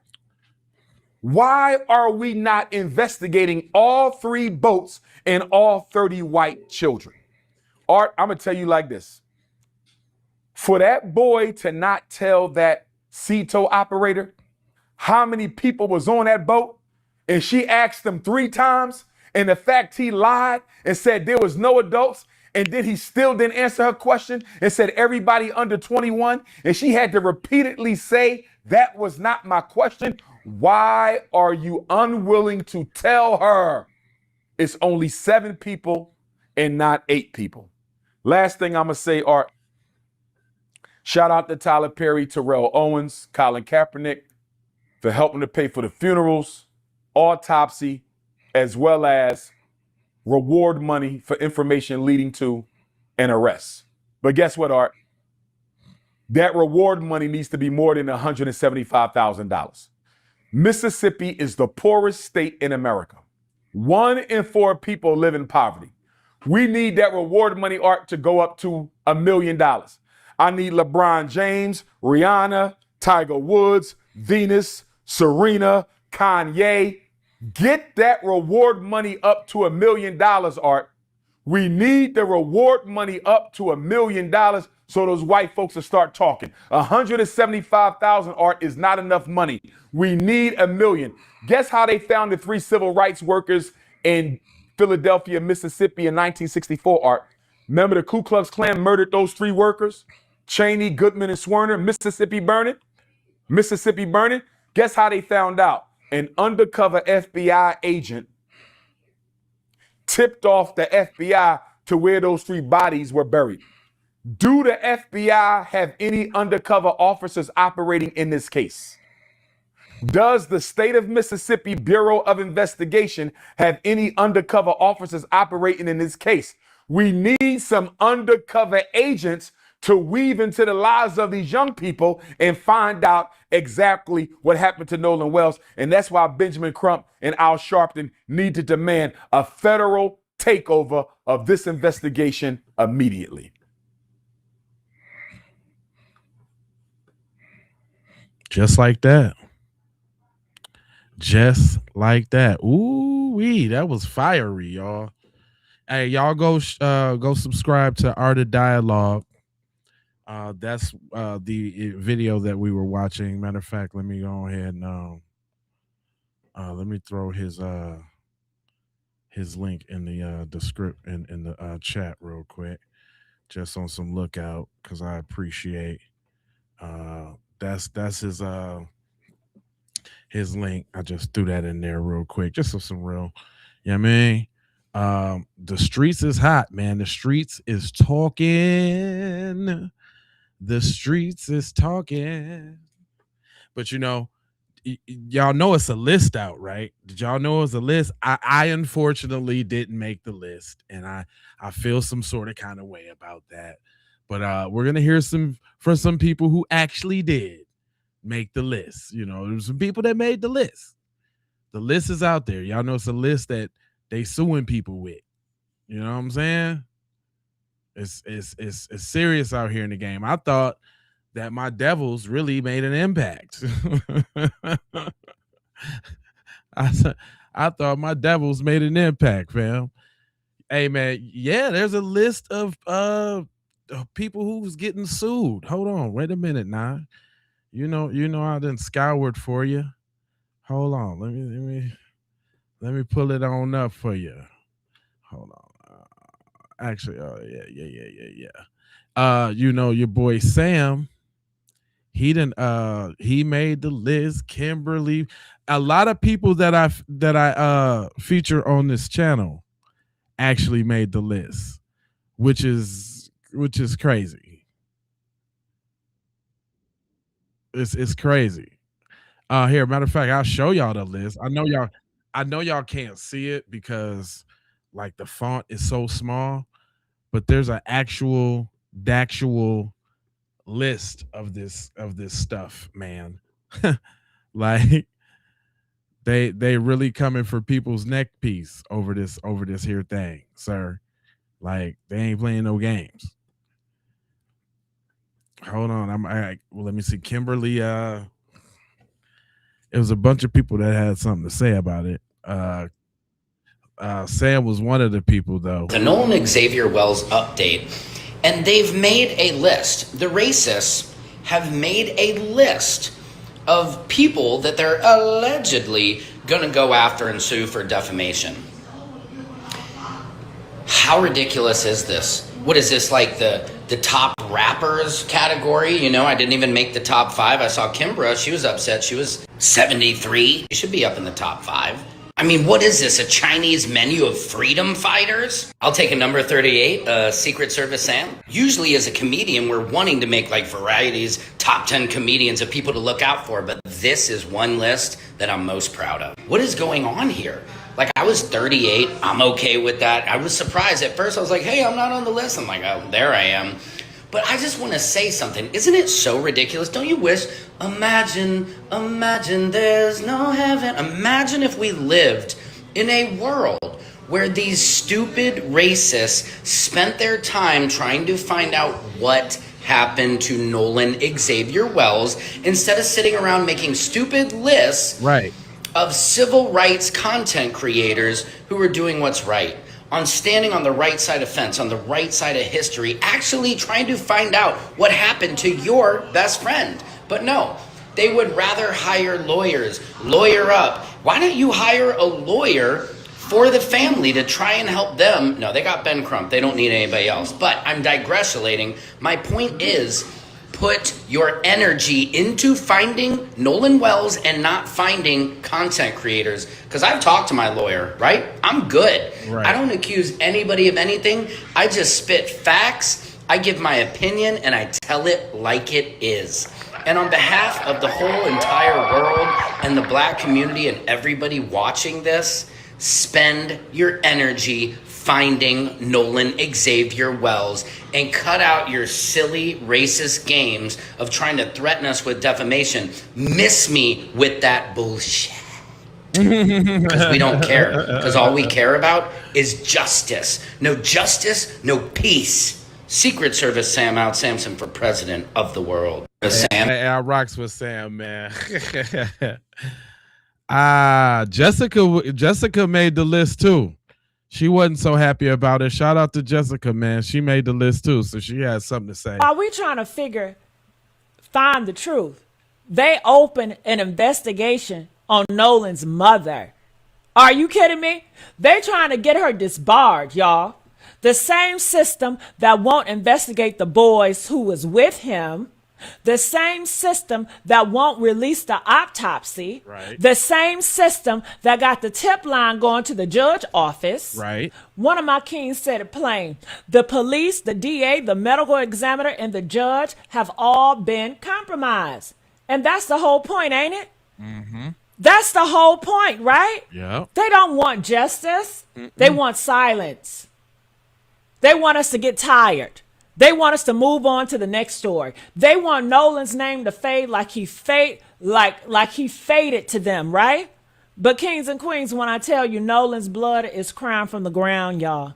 His blood is crying on every single person who is on that boat. His blood is crying on the police who won't do their job. His blood is crying on Tatum who won't take evidence to the right people. His blood is crying on the parents who protecting their murderous kids. And his blood is crying on every single one of us who refuse to shut up, who refuse to let them bury this boy twice. Right. So here's what we do. What? We keep applying pressure, Yeah. y'all. We keep on sharing. We keep on tagging Ben Crump. We keep on tagging Al Sharpton. We keep on making noise until the roof cave in, because if they think they can kill a black boy in Mississippi and we gonna be quiet about it, if they think they can hide evidence, corrupt the police, intimidate witnesses, and sue the family into silence, honey, they got the wrong generation, right? They got the wrong generation. They got the wrong kings and queens. And they definitely picked the wrong dead boy to try to bury, because Nolan Wells' name is going to ring until justice comes. And if justice don't come from the courts, honey, we're going to get it from the streets. We're going to get it from the internet. We're going to get it from the ancestors and from the God who sees everything they think they hiding in the dark. I need y'all to say his name. Straight up. Nolan Wells. Say it again. Nolan Wells. Say it again. Nolan Wells. Say it again. Nolan Wells. And don't you dare forget it. Straight up, though. Ooh. For real, for real. Now, I did some digging, and I wanted you guys to check out just something that was interesting about that little redness on the back of the neck, right? I want y'all to check this little excerpt out from who's that? G Uno. Check this out real quick. Slides both arms under the defender's armpits and links their hands firmly behind the defender's head or nape of the neck. Force vector creates a severe forward lever. The attacker's forearms drive the defender's shoulders up, while their locked hands drive the back of the head violently forward and down toward the chest, hyperflexion. Impact zone. Direct, heavy compression focused on the occipital region, back of the skull, and the nape of the neck. 2. What pressure on the back of the head does front anterior neck damage? When a full Nelson forces the back of the forward and down, it places the front of the neck under severe compression. Chin to chest compression. Driving forces the chin into the windpipe, causing mechanical asphyxia or structural bruising without an attacker ever wrapping an arm directly around the throat. Posterior head and neck damage execution. The attacker reaches one arm under the defender's armpit and places their palm against the back of the defender's neck head. Force vector applies asymmetric rotational lever pressure. It is used primarily to turn an opponent over onto their back. Impact zone. Pressure is focused on one side of the lower occiput and upper neck, driving the head sideways and down. Suboccipital muscle tears. The forced bending, hyperflexion, stretches and tears the suboccipital muscles and ligaments at the base of the skull, leading to localized internal hemorrhaging. Cervical spine trauma. The downward lever puts massive stress on the C1-C7 vertebrae. Extreme force can cause vertebral subluxation, dislocation, or fracture. External scalp findings. If the attacker's hands heavily into the back of the skull, or if the victim's head is driven face down into a hard surface, it leaves broad horizontal pressure areas, abrasions, or subcutaneous bleeding across the occiput. Summary for your analysis: if a full Nelson or heavy neck crank is used, the back of the head receives the direct manual pushing force, which can cause occipital soft tissue discoloration, while the front of the throat suffers indirect trauma from the chin being crushed down into the chest. Full Nelson. I just thought that was interesting. If y'all just wanted to take that in, you know what I'm saying? Just Just take that in. You know what I'm saying? I scour the internet so that you don't have to. And you know I'm going to come with the heat. Did y'all know they using Trump's lawyer, though? Did y'all know that? This is an interesting turn of events in the Nolan Wells case. The young men who were involved have decided to hire a new attorney. But what's interesting about the attorney that they decided to hire is that this attorney has represented Trump in the past. And he's a defense attorney, which has me looking at them all the way sideways. Now, the timing of all of this is obviously very interesting. The autopsy that Mississippi had done, which they originally tried to tell us that they didn't see or believe that there was any foul play, has finally been completed and is sealed. And at the same time, or around the same time frame, one of the young men's fathers starts raising money for an attorney. Now, if you know that you're not guilty of anything, why would you have to hire such a high-profile attorney to represent you? Or do you think that this might actually go to trial after the grand jury sees the evidence that's put in front of them? Now, I'm just speculating, of course, but I wonder if there's a world in which the results of the autopsy weren't sealed for everybody, and it has gotten so much national coverage that they have no choice and their hands are being forced to treat this the way it's supposed to be treated, because we know that something doesn't make sense in this case. And this is why when everyone kept saying all of the social media reporting and all of the online engagement around the Nolan Xavier Wells case was not necessary or helpful, I personally feel like you were incorrect, because it made so much noise that they can't cover things up in the way that they probably usually do. Straight like that. You understand, right? But the sisters, though, the sisters is out here talking real spicy. And I bet if we start hunting them, the problems would stop. If we start hunting them like they're hunting us, the problems would stop. If we start hunting them like they're hunting us, the problems would stop. And I've been saying this for years. I've always been a Malcolm X versus MLK person. And he been telling us this for years. But the thing is, y'all gotta understand, this shit don't be random with them. These attacks on us, they don't pick random people. They know who to pick. They pay attention. They watch social cues. They watch your family life. They watch patterns. Oh, your mom is cool with you being the only black kid at my all-white birthday party? Noted. Oh, your parents sent you to an all-white school because they thought it was safe? Noted. Oh, your parents don't see color? Noted. Not seeing color as a black American is nasty work. Nasty. It's dangerous. Life-threatening. Fatal. Wake the fuck up.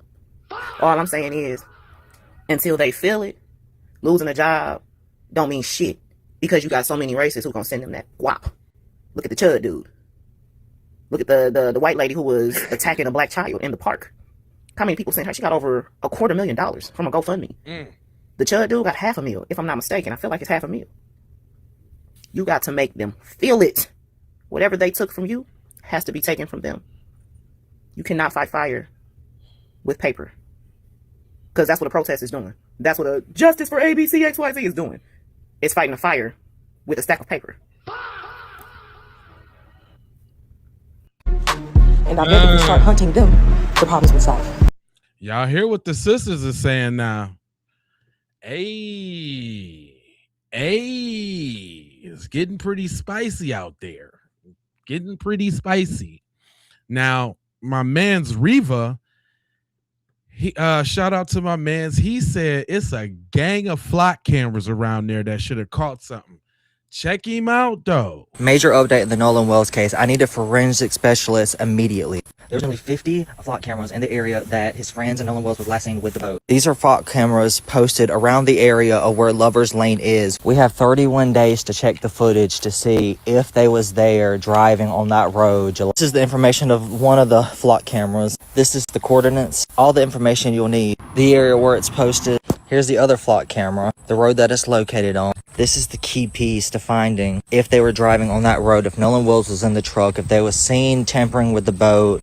Lover's Lane is right here. Ocean Springs is right here. And taking the boat back at a certain time. I seen a video that a YouTuber posted by the name of Ben Jordan. Please, if someone sees this, we are running out of time. There's 4 flock cameras in this area. I had to travel through one of these roads. Allegedly, this is in the area where the boat was stored. There's legit 50 flock cameras in this one area. This flock camera is located right over the water. You should definitely be able to see any boats that come through or anyone that goes over the bridge. Flock camera, I would check this one. Here's the information on it. I would also check this flock camera. There's plenty of flock cameras that are able to tell us what the fuck happened, who came on that boat, who showed up on that boat, left on that boat, and what the fuck happened to that boat. Major.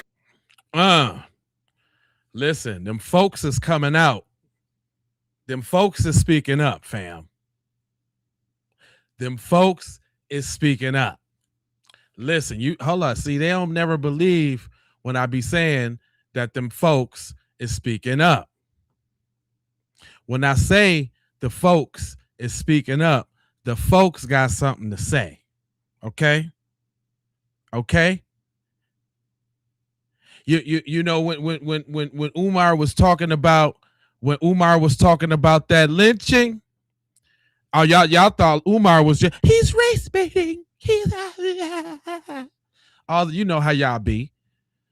But is it difference when your folks say it? Again, white supremacy has white people in a psychotic state, literally. Imagine a society, imagine a group of people who would take their children to a public lynching and allow them to sip on tea and have picnics and celebrate the murder of innocent brothers and sisters.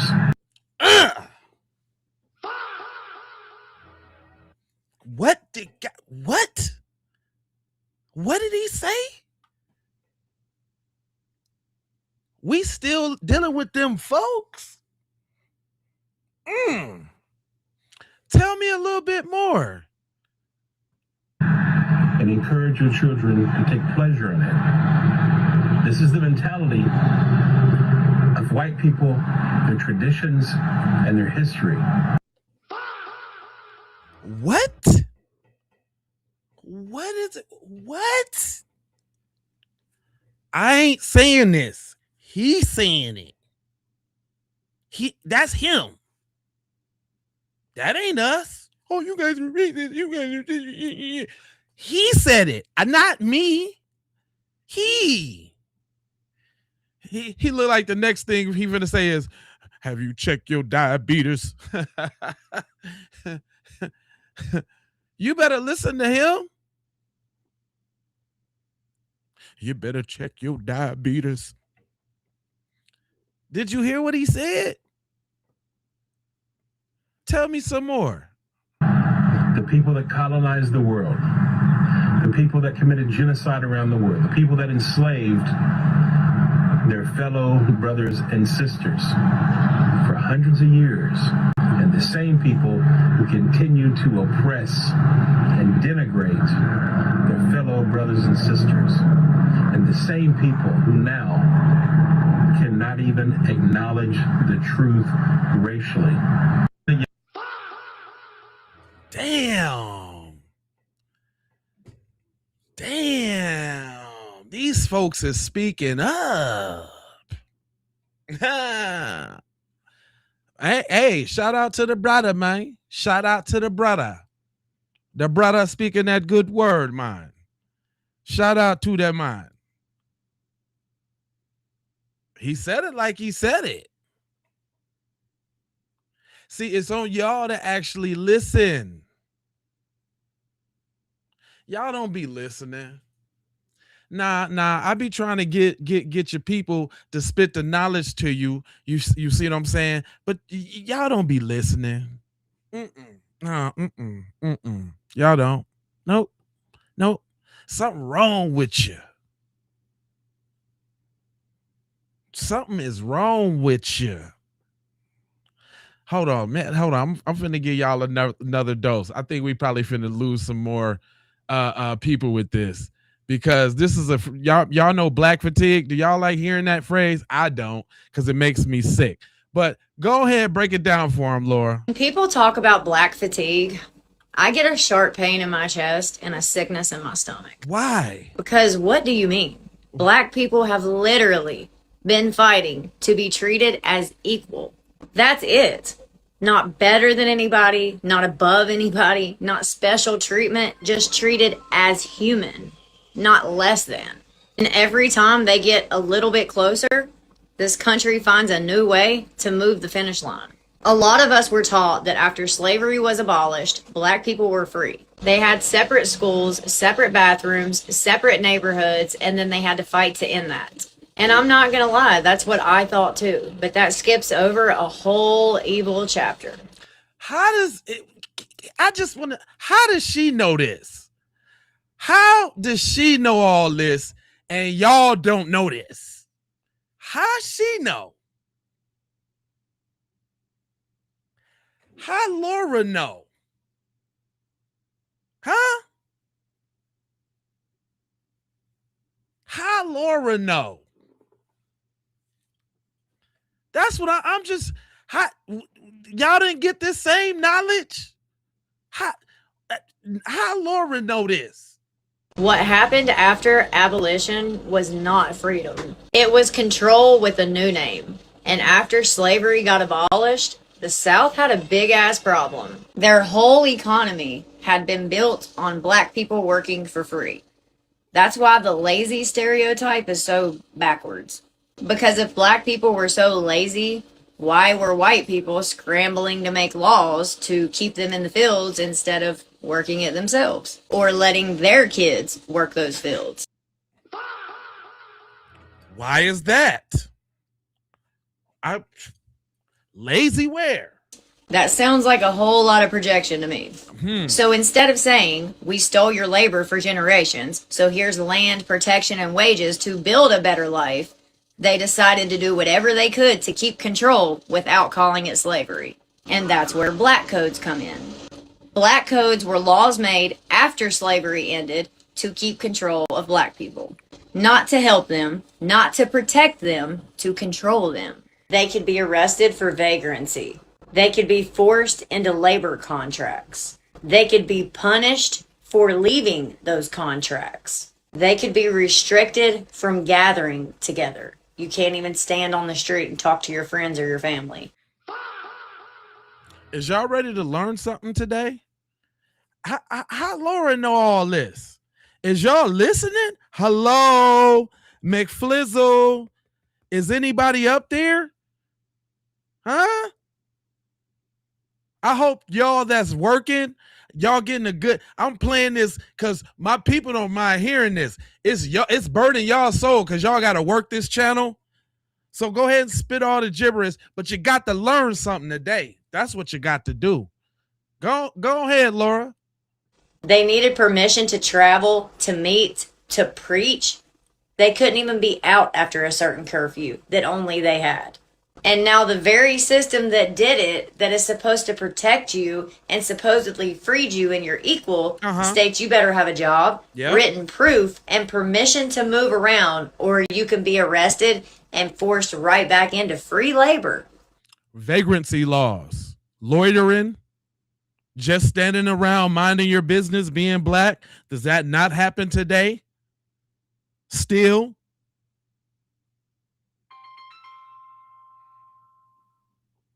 And who had most of the jobs? The same people who just had them enslaved. So freedom came with a threat attached to it. You can work for us under our rules with whatever we want to pay you, or we can call you a criminal.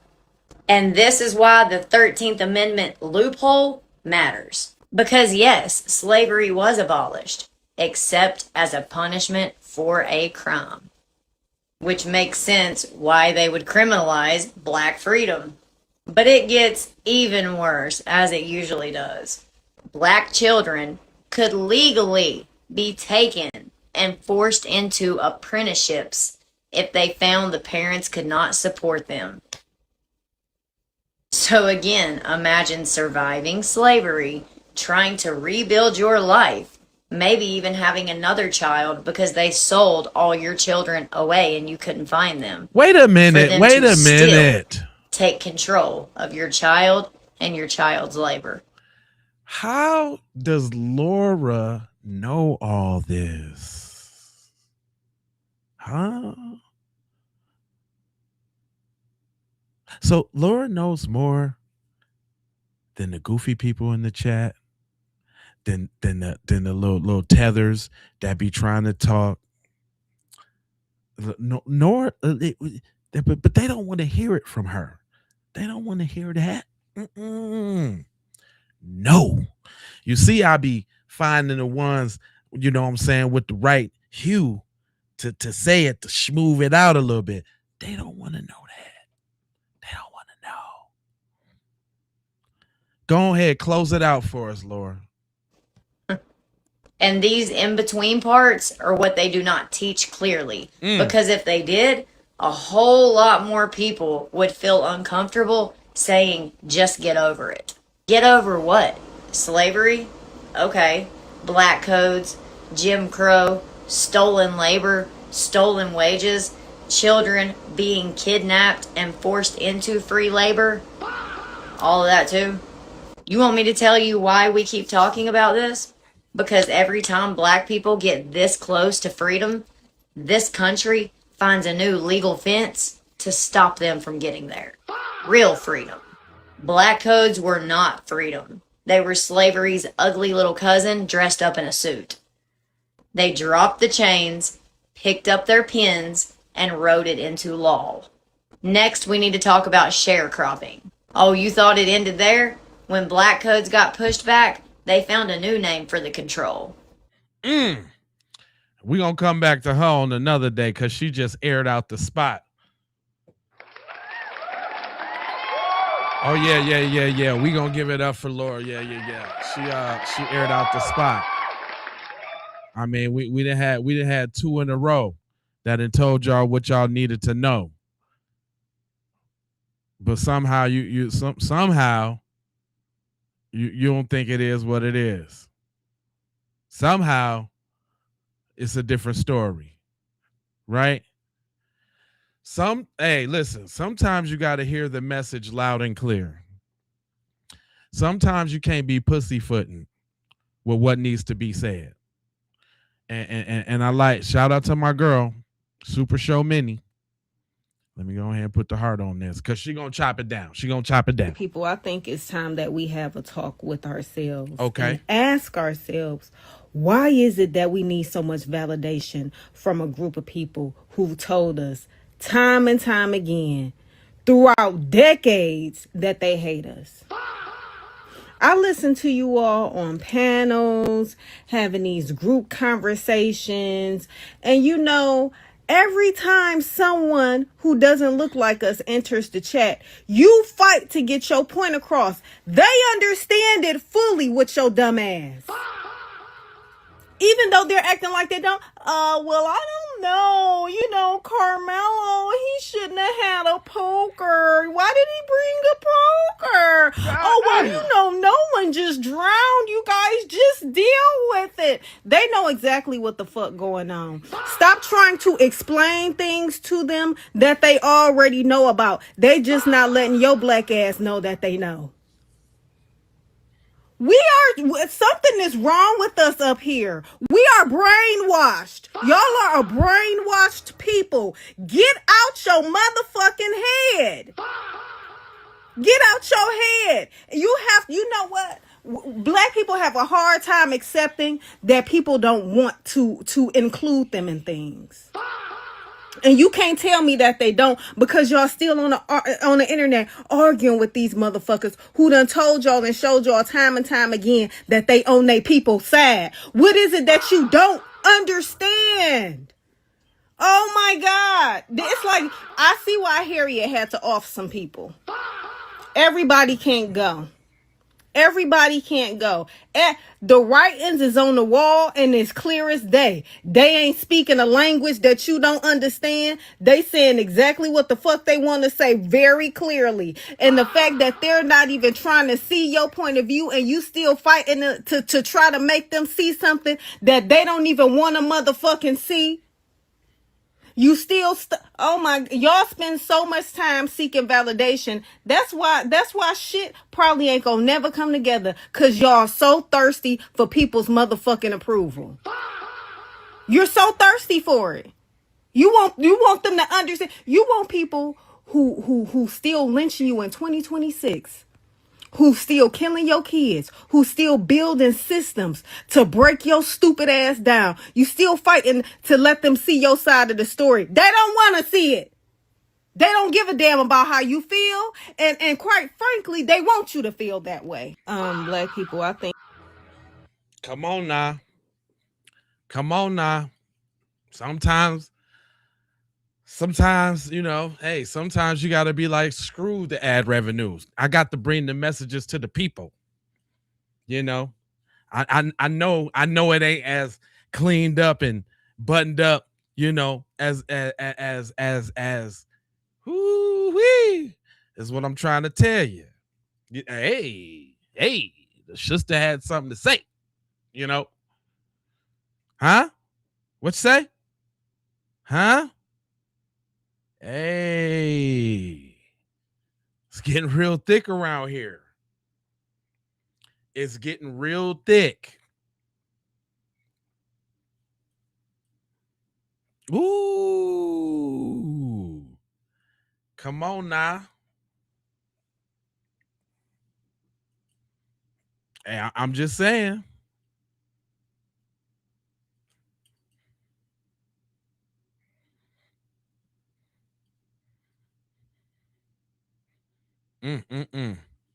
Yeah, I see y'all going crazy over there.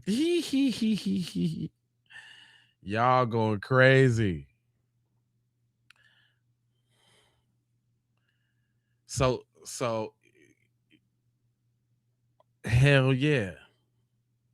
That's what I'm talking about. But look, unfortunately, we got another case to talk about. So we're going to come back. I got this other case to talk about. And we're going to get to that.